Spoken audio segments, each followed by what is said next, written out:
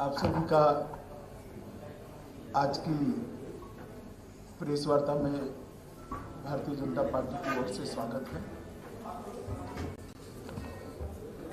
आज इस प्रेस वार्ता के साथ ही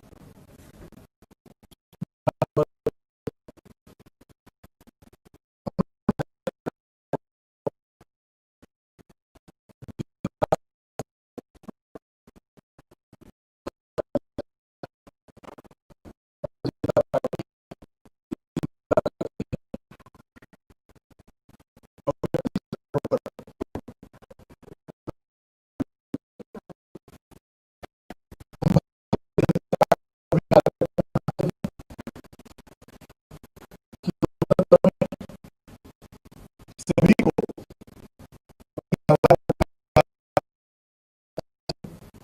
जनता को अपनी आवाज पहुंचाने का हक होना चाहिए और शासन में होते हैं उनकी ये जिम्मेदारी होती है कि वो सुनिश्चित करें कि सभी राजनीतिक दल अपनी बात को जनता तक पहुंचा पाए।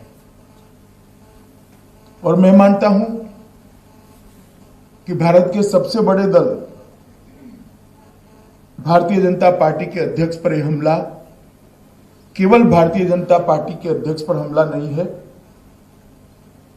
बंगाल के अंदर लोकतंत्र की जो व्यवस्था है उस पर हमला है और इसकी संपूर्ण जिम्मेदारी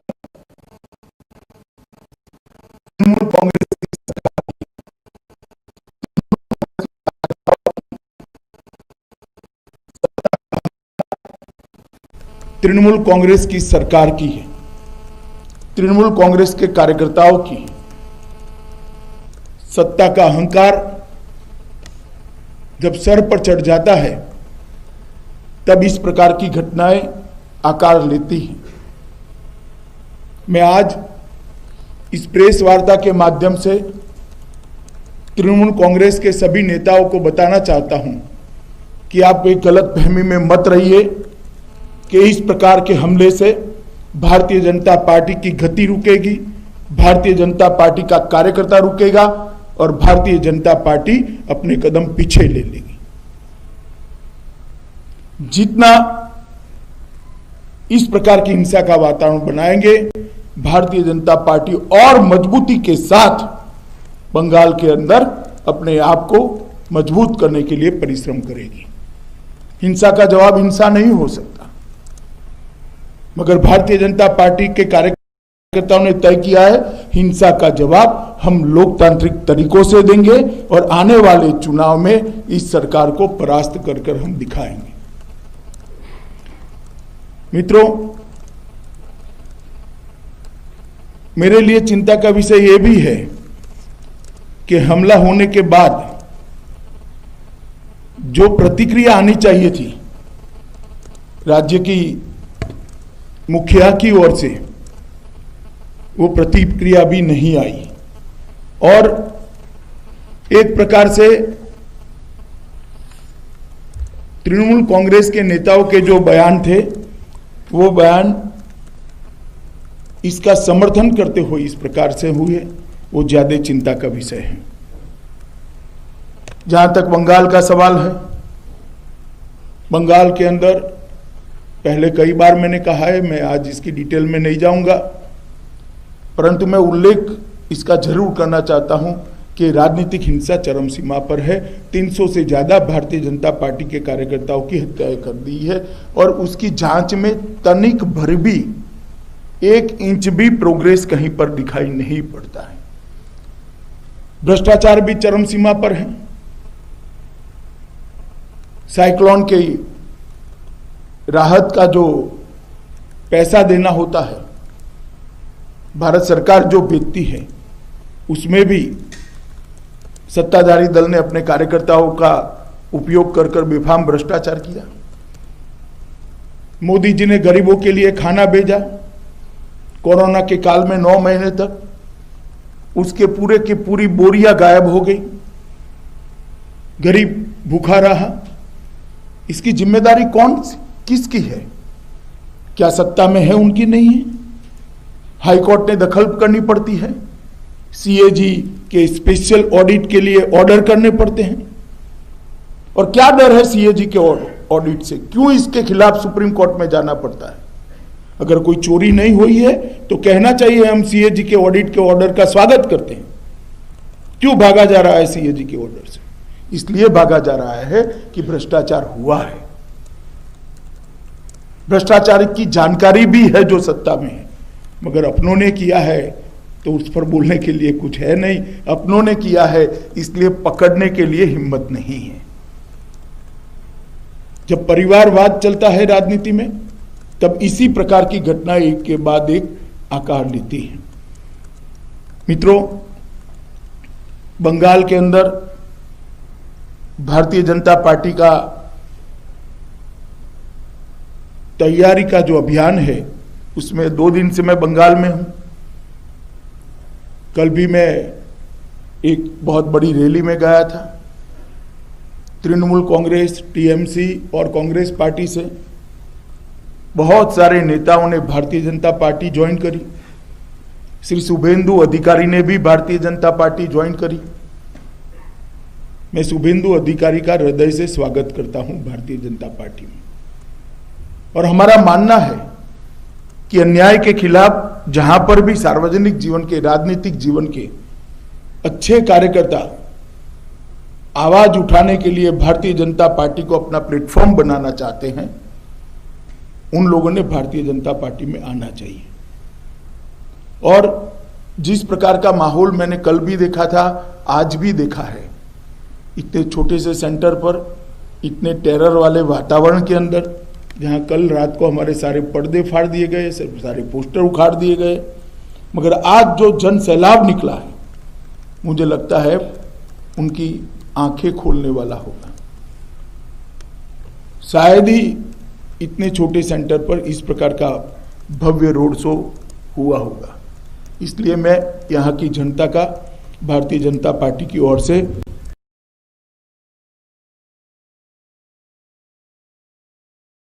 हृदयपूर्वक धन्यवाद कहना चाहता हूं। मित्रों, जब हम आजाद हुए तब देश के जीडीपी के अंदर लगभग 1/3 हिस्सा बंगाल का हुआ हो, और आज वो घटकर नीचे नीचे नीचे चला गया है।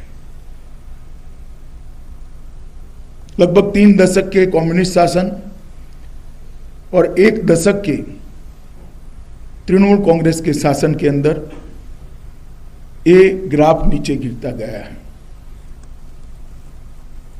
अब ना कम्युनिस्ट विकल्प है, ना तृणमूल कांग्रेस विकल्प है। बंगाल को आगे ले जाना है तो मोदी जी का पूर्व उदय का जो मिशन है, पूर्व को, देश के ईस्टर्न हिस्से को वो जो ग्रोथ इंजन बनाना चाहते हैं, इसी के साथ ही बंगाल की जनता हमारा सहयोग दे, ये मैं विनती करने आया हूं। हमारा संकल्प है कि मोदी जी के नेतृत्व में हम बंगाल को फिर से एक बार सोनार बांग्ला बनाने की दिशा में आगे बढ़ेंगे। जब देश आजाद हुआ, इंडस्ट्रियल प्रोडक्शन में बंगाल का योगदान 30% था। आज जो गिरते गिरते 3.5% रह गया है।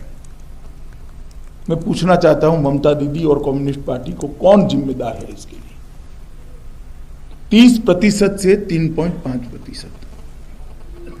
मित्रों, जहां पर रोजगारी का सवाल है, सेटिस्फेक्शन रेशियो 27% था पहले 1960 में, आज वो 4% पर पहुंच गया। 27% से 4%। ये जो गिरावट है, इसके लिए कौन जिम्मेदार है? प्रति व्यक्ति आय 1960 में महाराष्ट्र की प्रति व्यक्ति आय से 105% ज्यादा थी, लगभग 2 गुना थी बंगाल की, और आज महाराष्ट्र से आधी भी नहीं रह गई। कौन जिम्मेदार है इसके लिए? 1960 से लेकर आज तक किसका शासन रहा वो बंगाल की जनता अच्छे तरीके से जानती है। 1960 में बंगाल भारत के सबसे अमीर राज्यों के में शुमार हुआ करता था, 1 नंबर या 2 नंबर या 3 नंबर। आज वो बहुत नीचे गिरता हुआ दिखाई पड़ता है। कौन जिम्मेदार है उसके? एक जमाना था कि बंदरगाहों पर की आवाजाही 42% बंगाल में होती थी। आज देश की आवाजाही के लगभग 10% तक बंगाल रह गया है। कौन जिम्मेदार है इसके लिए? 1950 के दशक में देश की फार्मा इंडस्ट्री में लगभग 70% फार्मास्यूटिकल प्रोडक्ट्स का प्रोडक्शन बंगाल में होता था, जो आज गिरकर 7% रह गया है।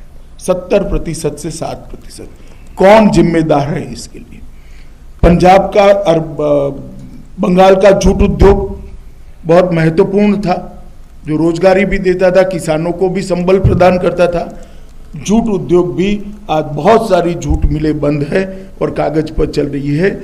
इसके लिए कौन जिम्मेदार है, मैं इसको पूछना चाहता हूं। प्रति व्यक्ति आय में बढ़ोतरी में 2018-19 के देश के 32 राज्यों में बंगाल 22वें स्थान पर खड़ा रह गया है। कौन जिम्मेदार है इसके लिए? प्रति व्यक्ति आय स्थिर मूल्यों पर 18-19 की, पहले मैंने जो कहा करंट प्राइसेस पर कहा, अब मैं स्थिर मूल्य पर कहता हूं, देश के 32 राज्यों में 24वें स्थान पर है। मुझे मालूम है तृणमूल तुरंत आंकड़ों को चैलेंज करेगी। मेरा इनको दावा है कि आप एक स्थान तय कर दीजिए, मेरा युवा मोर्चा के अध्यक्ष आपके लिए चर्चा के लिए तैयार है, वो आकर आपको चर्चा कर देगा कि आंकड़े कहां से आए। 24वें स्थान पर आप आ गए। मित्रों, भारत के सकल घरेलू उत्पादन में 2011-12 में 6.03 पर पहुंच गए, जो मैंने पहले कहा कि 30% पर थे। उद्योग क्षेत्र के वृद्धि के संदर्भ में पश्चिम बंगाल 32 राज्य और केंद्र शासित प्रदेशों में 20वें स्थान पर है और CAGR इसकी 5.74% पर सीमित रह गई। सेवा के क्षेत्र में वृद्धि के मामले में सिर्फ 5.8% रह गई। विकास दर और 28वें स्थान पर 32 राज्यों में है। राज्य के स्वयं के राजस्व की वृद्धि में, राज्य की आय की वृद्धि में 2011-12 और 19-20 के बीच लगभग 31 राज्यों में से वो 16वें राज्य पर हैं। 2020 से 21 के राज्य के बजट में दिए गए ऋण का अनुमान करें तो कोई भी बच्चा जन्म लेता है वो 50,000 के ऋण के साथ बंगाल में जन्म लेता है। और कई राज्यों में ऋण ज़्यादा हो सकता है, इससे भी ज़्यादा हो सकता है, मगर वहाँ डेवलपमेंट हुई है। रोड के किलोमीटर कम हो रहे हैं, गड्ढे में सड़क है या सड़क में गड्ढा है मालूम ही नहीं पड़ता है, बिजली की क्वालिटी खराब है। तो ये ऋण क्यों बढ़ रहा है? डेवलपमेंट करने के लिए कोई ऋण ले तब तो मैं समझ रहा हूँ। मित्रों, प्रत्यक्ष विदेशी निवेश में बंगाल की हिस्सेदारी 2011 में भी 1% ही थी। इसमें कम से कम कटौती नहीं हुई है, नीचे नहीं गया क्योंकि नीचे जगह ही नहीं है। 2020 में वो 1% पर भी रहा है, बहुत बड़ा अचीवमेंट है क्योंकि नीचे कोई आंकड़ा ही नहीं बचा है। PSC के लिए राष्ट्रीय मानांकों की दृष्टि से पब्लिक हेल्थ प्राथमिक स्वास्थ्य केंद्र में 58% कम है। CSC कम्युनिटी हेल्थ सेंटर, इसमें 36% की कमी है। अस्पताल में 1000 लोगों की बेड की संख्या में स्थिति बेहद निराशाजनक है। वो आंकड़े में बंगाल 23वें स्थान पर देश में है। 1000 लोगों के बीच में जितने बेड होने चाहिए इसके आंकड़े में। प्राथमिक स्वास्थ्य केंद्र के डॉक्टरों के लिए लगभग 39% स्थान खाली है।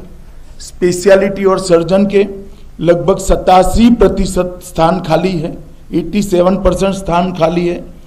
और सड़क निर्माण की मैं बात करना नहीं चाहता, बात बहुत लंबी हो जाएगी, मगर उसमें भी अच्छा खासा डिटोरिएशन है।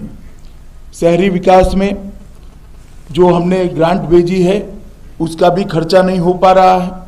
शिक्षा के अंदर 90% प्राथमिक स्कूलों में डेस्क नहीं है, लगभग 30% से ज़्यादा स्कूलों में पर्याप्त क्लासरूम नहीं है, 10% स्कूलों में इलेक्ट्रिसिटी कनेक्शन नहीं है, 56% स्कूलों में टॉयलेट नहीं है, और प्रति 1 लाख की जनसंख्या पर 13 कॉलेज ही है, 13 डिग्री कॉलेज है, जो देश में बंगाल 32 स्थानों में से 28वें स्थानों पर है।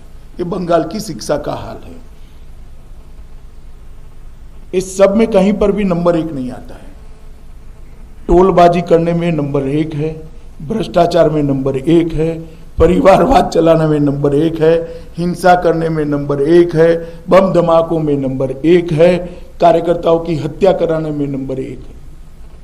जो बंगाल कभी नंबर 1 पर दिखाई पड़ता था, आज कहीं पर भी 20 के ऊपर नहीं दिखाई पड़ता है। जहां तक कृषि का सवाल है, मोदी जी ने देश के लगभग 10 करोड़ किसानों को 95,000 करोड़ रुपया की सहायता विगत 1.5 साल के अंदर दी है। 10 करोड़ किसानों को 95,000 करोड़ की सहायता बंगाल के एक भी किसान को नहीं मिली, क्योंकि वो सूची ही ममता दीदी नहीं पीती। मैं बार बार ये विषय को उठा रहा हूं, और बार बार इसलिए उठा रहा हूं कि चुनाव के पहले कम से कम गरीब किसान का पैसा मत रुकिए। आप क्या बिगाड़ा है उसने आपका? मोदी जी किसान के खाते में सीधा 6,000 रुपया भेज रहे हैं, आप उनको सूची नहीं भेज रहे हैं। और लगभग 23 लाख किसानों ने ऑनलाइन आवेदन किया है, आप सूची ना भेजो, उन्होंने ऑनलाइन एप्लीकेशन, इसका सर्टिफिकेशन सिर्फ आपको एक पत्र देकर करना है, वो भी आप नहीं कर रहे हो। क्यों बंगाल के किसानों को पर साल 6,000 रुपया नहीं मिलना चाहिए? और आप किसान आंदोलन का समर्थन कर रही हो। आपके राज्य में कम से कम 6,000 रुपया मिल जाए, इसकी तो व्यवस्था करो। सिर्फ एक दस्तखत करने का, ऑटोग्राफ समझ कर दे दीजिए। आप भतीजे की जन्मदिन की बधाई समझकर एक पत्र लिख दीजिए, बहुत सारे किसानों का कल्याण हो जाएगा। प्रधानमंत्री बीमा योजना के लाभार्थी 2018-19 तक तो सब ठीक चलता था, बहुत कम था, मगर फिर भी कुछ था। 19-20 में शून्य है। क्यों? क्योंकि चुनाव आ रहा है। प्रधानमंत्री फसल बीमा का फायदा यहां मिलना नहीं चाहिए, वरना मोदी जी लोकप्रिय हो जाएंगे। स्वास्थ्य सेवाओं की मैंने बात करी है। ये बंगाल की सिंचाई, बंगाल शायद मीठे जल की उपलब्धि वाला, पर हेड में चर्चा कर रहा हूं, प्रति व्यक्ति मीठा जल की उपलब्धि देश में सबसे समृद्ध राज्य है। फिर भी इरिगेशन 55% पर सिमटा हुआ है। 55%, इसको बहुत बढ़ा सकते हैं। और किसानों की मासिक औसत आय के मामले में नाबार्ड का जो 16-17 का सर्वे उपलब्ध है, इसके हिसाब से 29 राज्यों में आप 24वें राज्य पर बंगाल ठहरा हुआ है। 29 राज्यों में 24वें स्थान। तो सुजलाम सुफलाम भूमि मानी जाती थी। इस सफल सरकार का जो दावा कर रही, इसलिए मुझे ये सब बताना, न करते तो शायद मैं भी न बताता, मगर मैं बंगाल की जनता को आज बताने आया हूं कि हर क्षेत्र के अंदर क्या हुआ है। स्वास्थ्य के 5 लाख रुपए हर गरीब को मिलते हैं।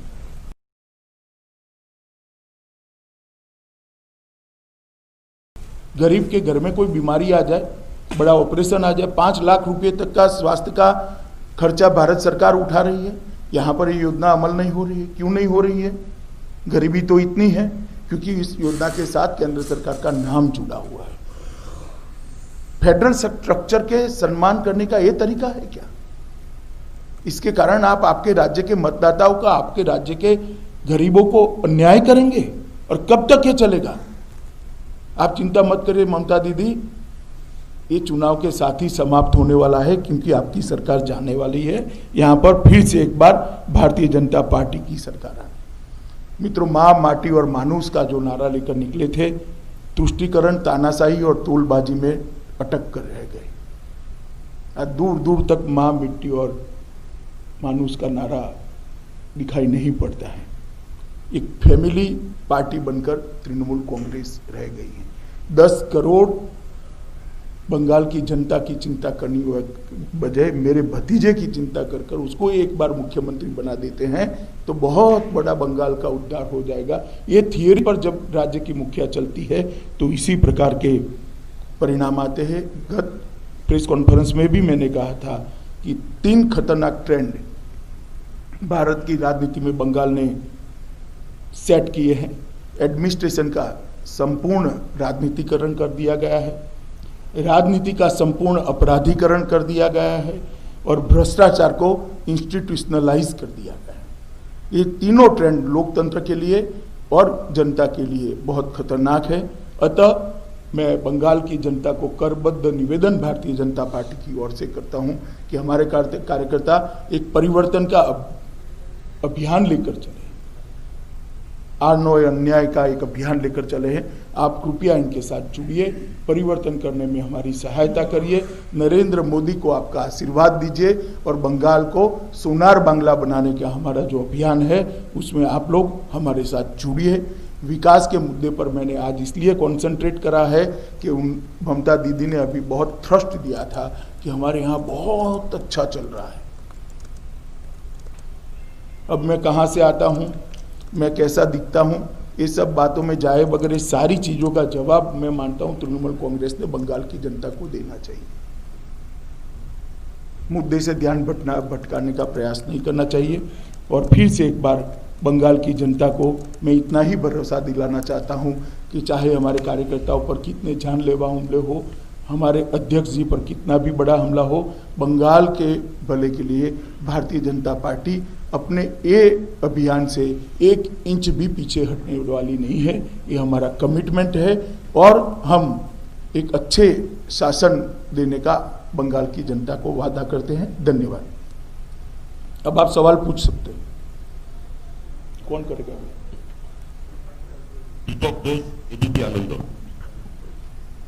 Good evening sir. मेरा सवाल ये है कि आप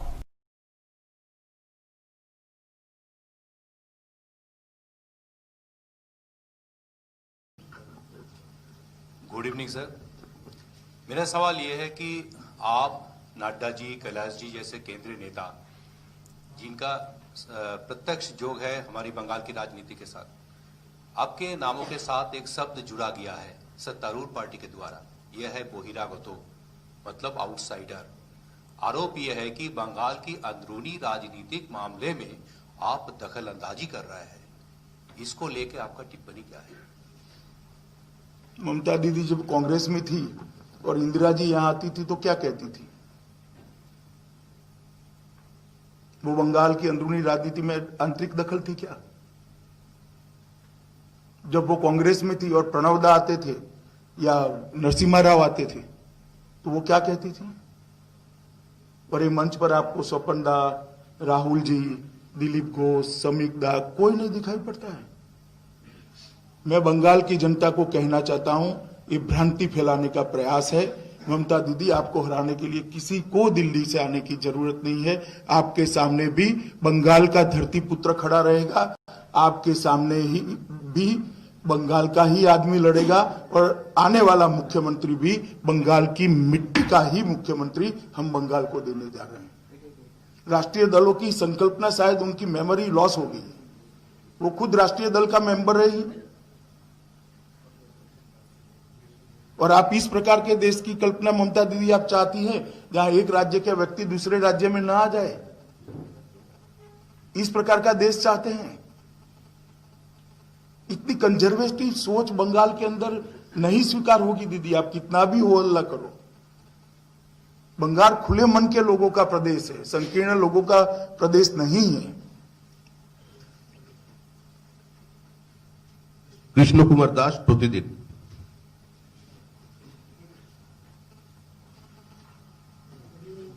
मैं भी आप जो हाथ खड़े करते उसमें से ही बुलाओ। Good evening sir. अब तो आपका सरकार लास्ट 6 साल सीमांत सुरक्षा में बहुत काम किया है, लेकिन बांग्लादेश को जो सीमांत सुरक्षा है इस बारे में आपका क्या चर्चा है, क्या प्लानिंग है, क्या हम लोग जानना चाहता है? नहीं, देखिए पैनिक जैसी कोई स्थिति नहीं है, परंतु सीमा सुरक्षा सिर्फ बॉर्डर के 6 किलोमीटर की पट्टी के माध्यम से नहीं हो सकती। एक इकोसिस्टम होता है, कलेक्ट्रेट का, डिस्ट्रिक्ट एसपी का, स्टेट गवर्नमेंट का। जब तक पूरा इकोसिस्टम घुसपैठ के बारे में सीरियस नहीं होता है, घुसपैठ रुक नहीं पाती है। और मैं नहीं मानता कि तुष्टीकरण के आधार पर, अपीसमेंट के आधार पर चलने वाली एक तृणमूल कांग्रेस की सरकार घुसपैठ रोक सकती है। घुसपैठ केवल और केवल भारतीय जनता पार्टी रोक सकती है बंगाल में। बताइए आप। शांतनु चौधरी। रहने दो, मैं करता हूं कोई तो। अरे बोलो ना, सुना ही पड़ता है मुझे। सर, वो जो जेपी नड्डा के ऊपर हमले के बाद में जो 3 आपकी आईपीएस ऑफिसर के ट्रांसफर के बारे में हुआ है, उस पर ममता बनर्जी ये किया गया है कि ये फेडरल स्ट्रक्चर के खिलाफ है, और इसके सपोर्ट में भी अरविंद केजरीवाल, अदर सारे लोग इसके सपोर्ट में भी बोले हैं, और आज भी ममता बनर्जी किसी लीडर से बात भी किया है। इस पे आप क्या करेंगे? देखिए, केंद्र सरकार ने उनको जो पत्र लिखा है संपूर्ण रूप से संवैधानिक है और कानूनी है। फेडरल स्ट्रक्चर के दायरे में ही लिखा गया पत्र है, और उन्होंने नियम को कोट कर जनता के साथ बात करनी चाहिए, केंद्र सरकार के साथ बात करनी चाहिए। ममता बनर्जी बार बार चुनौती दे रही हैं आपको कि आप लोग अगर हिम्मत है तो पश्चिम बंगाल में राष्ट्रपति शासन लगाएं। क्या आपको लगता है कि राष्ट्रपति शासन लगाने जैसी स्थिति है पश्चिम बंगाल में? शायद वो सिंपैथी गेन करने के लिए कह रही है। आप इस पचड़े में मत पड़िए। ये केंद्र और राज्य के बीच का मामला होता है, गंभीर प्रकार की बात होती है। कोई प्रेस कॉन्फ्रेंस में राष्ट्रपति शासन के फैसले नहीं होते। बताइए। My question is, Bengal is a bordering state and CAA is a very important issue here because there are a lot of legal as well as illegal migrants. So the first question is, sir, when will the CAA rules will be framed? And the second question is, sir, your famous talk about the chronology. आप chronology समझ लीजिए, CAA and then a nationwide NRC. मैं बता देता हूँ। अभी CAA के rules बनना भी बाकी है, और बिकॉज ऑफ कोरोना इतना बड़ा अभियान चल नहीं सकता, इसलिए जब टीका लगने की शुरुआत हो जाएगी और कोरोना की साइकिल टूटेगी, इस पर हम जरूर विचार करेंगे, और जब करेंगे तब आपको सूचित भी करेंगे। मैंने कहा ना, पहले क्रोनोलॉजी में पहला तो समाप्त होने दीजिए।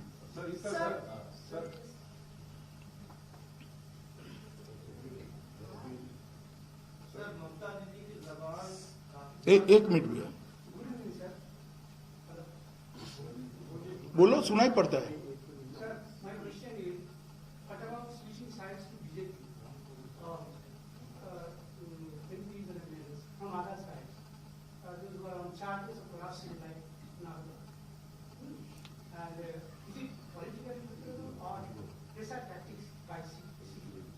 देखिए, जहां तक भारतीय जनता पार्टी के में है, या तो आएंगे, कोई कार्यकर्ता कानून के ऊपर नहीं है, सबके साथ समान रूप से कानून का व्यवहार होगा।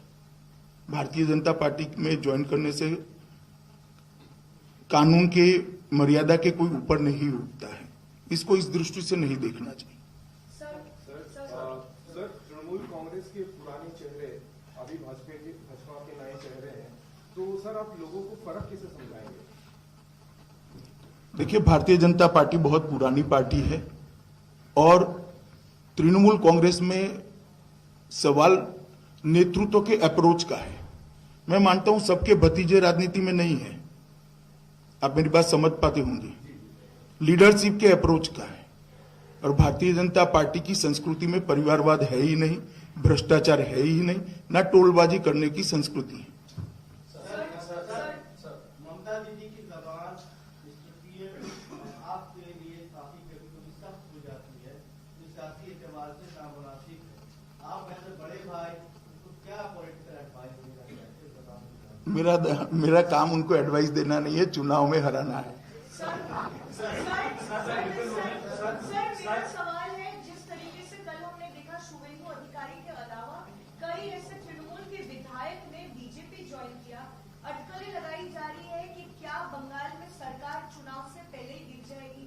हमारा ऐसा कोई प्रयास नहीं है। ममता दीदी अपना कॉन्स्टिट्यूशनल आयुष्य उनकी सरकार पूरा करे, हमारी बहुत शुभकामनाएं हैं उनको। सर मैं दिल्ली हूँ, टीवी लाइन खारगोश दिल्ली से। सर मेरे दो सवाल हैं।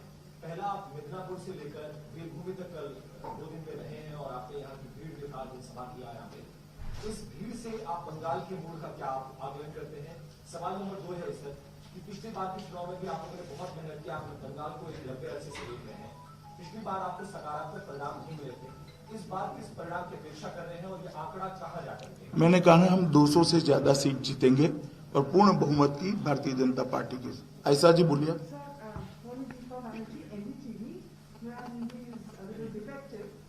एक तो आज थोड़ा कंप्लेन करना है कि आपके जीत पे हम नहीं उठ पाए, तो आपका इंटरव्यू मेरा नहीं हुआ, छोटा सा। अगर आप 2 मिनट मुझे अलग से जोड़े चलिए। दूसरी बात है, प्रश्न है कि कल भी आपने कहा ये बात और आज भी आपने प्रेस कॉन्फ्रेंस के बाद अभी कहा है कि पश्चिम बंगाल का जो मुख्यमंत्री होगा वो भूमिपुत्र होगा। ये आपने कहा जब शुभेंदु ज्वाइन कर गए। अब ममता बनर्जी जैसे नहीं, ऐसा नहीं है। एक मिनट, आप ममता जी को ज्यादा मिलती है, आपका भी थोड़ा मेमोरी लॉस होने लगा है। मैंने कई बार कहा है, इसको इस प्रकार के आकलन में मत। मैं समझ रहा हूं, आपका आशय भी समझ रहा हूं, क्वेश्चन को भी समझ रहा हूं, इस प्रकार से मत जोड़िए।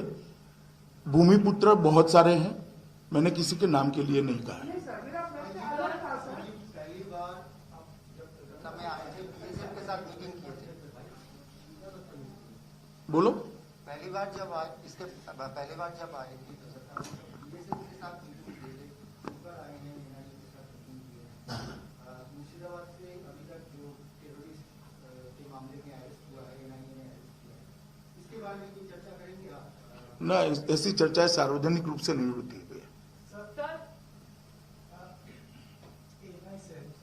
एक सवाल लगातार किया जाता है या तो आरोप लगाए जाते हैं कि अकबरुद्दीन ओवैसी एआईएमएम का जो पार्टी है वो बीजेपी की बी टीम है। बिहार में भी चुनाव जीतने में उनको समर्थन करती है, बंगाल में भी 7 चुनाव लड़के उनको बीजेपी को आगे बढ़ाने का काम करेंगे। क्या कहना है आपके? कोई मूर्ख ही ऐसी बात मानेगा, मैं आपको नहीं कह रहा।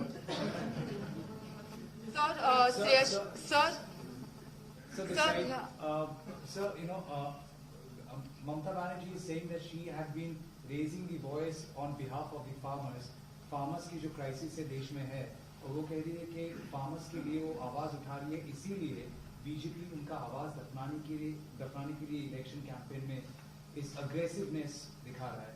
सर, सवाल है कि फार्मर्स प्रोटेस्ट का सीन क्या है, क्या वो पॉलिटिकल बन चुका है? और दूसरा है, आप कैसे ममता बनर्जी का जो देखिए, फार्मर की आवाज ये है कि दीदी हमें 6,000 रुपया दे दो, जो उनको सुनाई नहीं पड़ती है। आप जरा बता दीजिए उनको। और दूसरा, एग्रेसिव कैंपेन करने के लिए उनको इतना क्यों डरना चाहिए? हर पार्टी को अधिकार है अपना कैंपेन करने का, वो भी करें, हम कहां ना बोलते हैं। कोई पार्टी पॉलिटिकल कैंपेनिंग के खिलाफ नहीं कर सकती, ये कहां की सोच है? हर पार्टी ने करना चाहिए, आप भी करो भाई, कांग्रेस भी कर सकती है, कम्युनिस्ट पार्टी भी कर सकती है, हम कैंपेन भी ना करें। मैं नहीं मानता है लोकतंत्र की भावनाओं के अनुरूप। पीछे सर, एक बात यहाँ की मुख्यमंत्री हमेशा कहती है कि जैसे भाजपा की जो सरकार है दिल्ली में वो चुनी गई है, वैसे इनकी भी सरकार चुनी गई है जनता की ओर से, लेकिन सरकार जो दिल्ली की है वो बंगाल की सरकार की काम पे इंटरफियरेंस कर रहे हैं। फेडरल स्ट्रक्चर जो है वो नहीं माना जा रहा है, इसका आप कैसे जवाब देंगे? मैंने कहा तो, हमने ऐसा कुछ नहीं किया जो फेडरल स्ट्रक्चर के रिश्तों को डिस्टर्ब करता है। ऐसा कुछ हो तो उन्होंने नियमों को कोट कर बात करनी चाहिए। पल्लवी, जो आप जब परिवर्तन की बात कर रहे थे, आप स्पीच में आपने कहा कि लोगों के पास आप जब जाते हैं आप कहते हैं कि नरेंद्र मोदी को वोट कीजिए और परिवर्तन लाइए, इस बार इनको चांस दीजिए। फिर आप कहते हैं कि जो सीएम होगा भाजपा का वो 21 भूमि से होगा। क्या इलेक्शन से पहले हम मान सकते हैं कि आप अनाउंस कर देंगे एक नेम जिसके नाम पर फिर वोट गिरे? अगर तय हो जाएगा तो अनाउंस कर देंगे। पार्लियामेंट्री बॉडीज के निर्णय करता है, मैं व्यक्तिगत तौर पर नहीं कर सकता। पीटीआई सर, ये फार्मर्स से आपने कहा कि हम बात करना चाहते हैं, तो नेक्स्ट ब्लॉक की बातचीत हम कुछ एक्सपेक्ट कर सकते हैं आने वाले? मैं 2 दिन से आया हूं, मगर कुछ तय हुआ है वहां पर।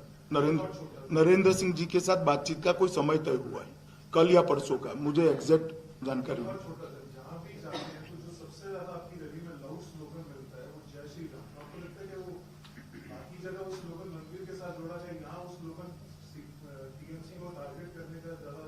नहीं, ये देखिए, स्लोगन कोई नेता या पार्टी नहीं बना सकती, जनता बनाती है, और ये सवाल आपने जनता को पूछना चाहिए।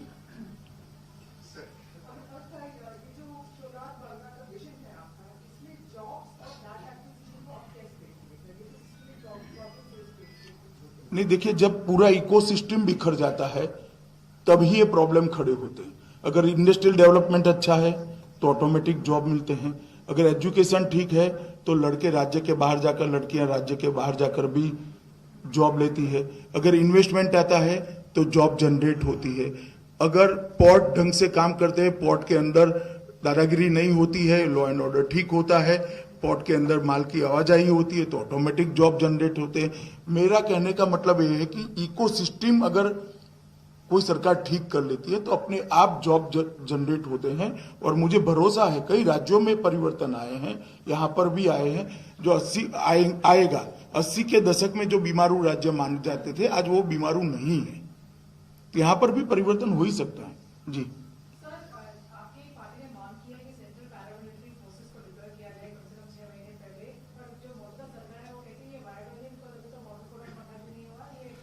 ये निर्णय चुनाव आयोग को करना होता है। हमारी पार्टी ने चुनाव आयोग से ही मांग करी है, निर्णय चुनाव आयोग ने देना है, मैं जवाब नहीं दे सकता इसका।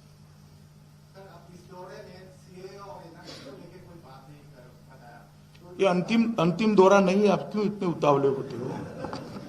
अंतिम दौरा नहीं है भैया, ठोक कर बात करूंगा जब करूंगा। हाँ, चिंता मत।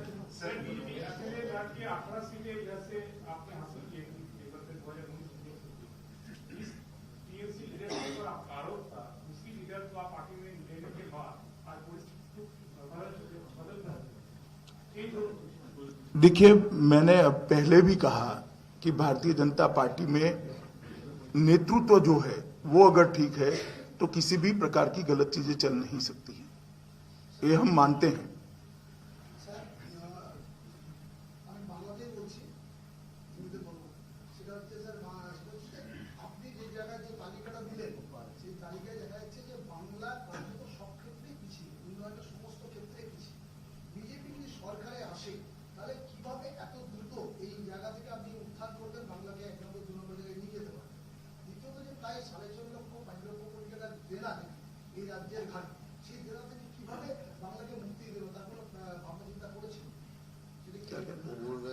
जो आंकड़ा दिया सारे वो तो पीछे है, मैं समझ गया। 5,000 करोड़ रुपया अभी उधार में चल रहा है बंगाल, 5 लाख करोड़, उसका कैसे भरपाई करेंगे जब 4 सप्ताह में आएंगे? देखिए, इतना ही मैं कहना चाहता हूं, आपकी चिंता बहुत वाजिब है, जो सत्ता में आएंगे उनके लिए भी चिंता का ही विषय है, परंतु नहीं बदल करेंगे तो और गड्ढा 5 की जगह 10 लाख हो जाएगा, क्या करोगे? कम से कम कोई बढ़ाने न वाला तो आ जाए और गड्ढा भरने वाला आ जाए। गड्ढा कितना गहरा है वो तो वहां बैठेंगे, जो नए चुनकर आएंगे वो बैठेंगे तब मालूम पड़ेगा, परंतु नक्की सकारात्मक दिशा में वातावरण जाएगा और स्थिति सुधरेगी। भैया, आप बार बार नहीं पूछ सकते ना, इतने सारे लोग हैं।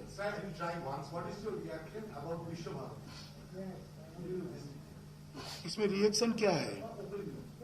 देश का हर नागरिक विश्व भारती में मौका मिले तब जाना चाहिए, मैं भी गया, बहुत अच्छा लगा, मन को शांति मिली, आत्मा को शांति मिली, और गुरुदेव टैगोर को श्रद्धांजलि देते वक्त बहुत अच्छा लगा। हो गया ना, आपका भी हो गया। पीछे एक जो फाइट अभी चल रही है वेस्ट बंगाल के अंदर, टीएमसी वर्सेस बीजेपी, कांग्रेस को किस तरीके से देखते हैं? क्योंकि कांग्रेस, राहुल गांधी, प्रियंका गांधी शेड्यूल प्लान है कि रैली भी करेंगे, उतरेंगे, और लेफ्ट को एक प्रपोजल भी भेजा हुआ है, तो उनको ऑपोजिशन पार्टी जो एक साथ आती हैं। नहीं, सबने अच्छे से चुनाव लड़ना चाहिए, अच्छे माहौल में चुनाव लड़ना चाहिए। चलिए, धन्यवाद आप सभी का, बहुत बहुत धन्यवाद।